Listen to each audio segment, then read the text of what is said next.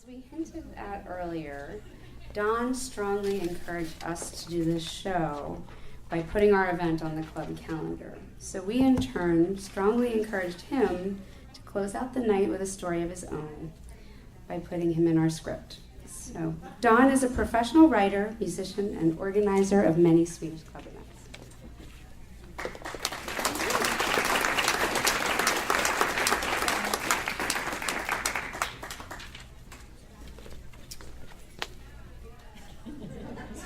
Over the river and through the wood, now grandmother's cap I spy. Hurrah for the fun, the pudding's done. Hurrah for the pumpkin pie. In my family, we had a unique Thanksgiving tradition. Still do. But the holiday was never about the food for us as it is for so many. We may have all yelled hurrah for the pumpkin pie, but only because it signaled that the meal would be ending soon.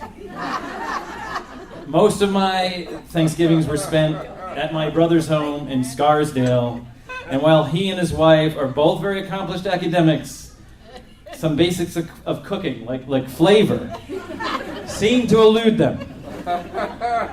Everyone complains about dry turkey, but theirs had to be consistently one of the driest birds ever. It was always like eating a hot roll of paper towels.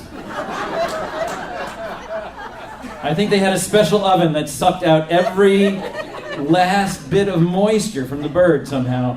They would have a cookbook open on the counter, which was encouraging, but the recipe must have read, when bird is completely parched, withered, and shriveled, take out of the oven, and then slowly crush the spirits of all the guests who were invited to your dinner.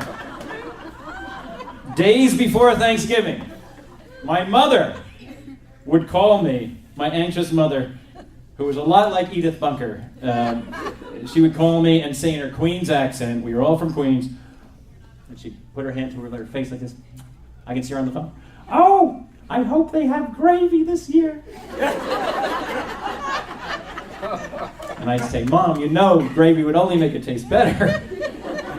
I'd warn her that, and then she would ask if I was wearing my warm shoes because concern about the warmth of her children's feet kept her up most nights.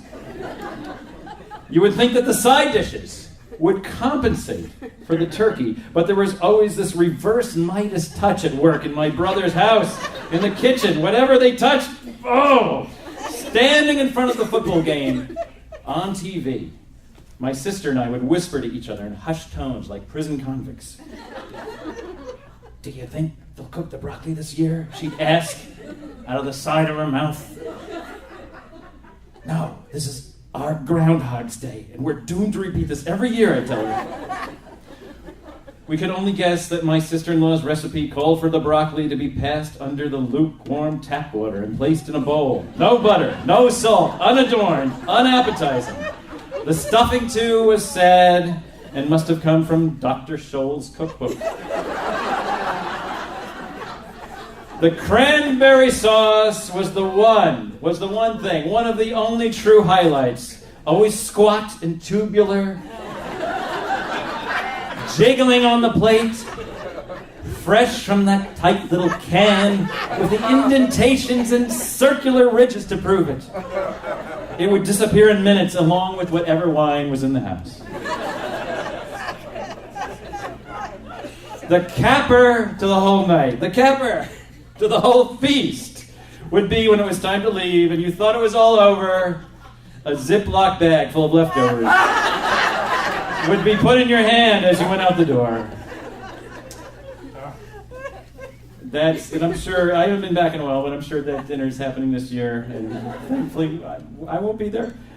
But, so the unique thing about our Thanksgiving dinner, and I believe this is unique, the tradition that I've carried with me to my own family, and to all families who happen to be so lucky to be with me at Thanksgiving, at our Thanksgiving table.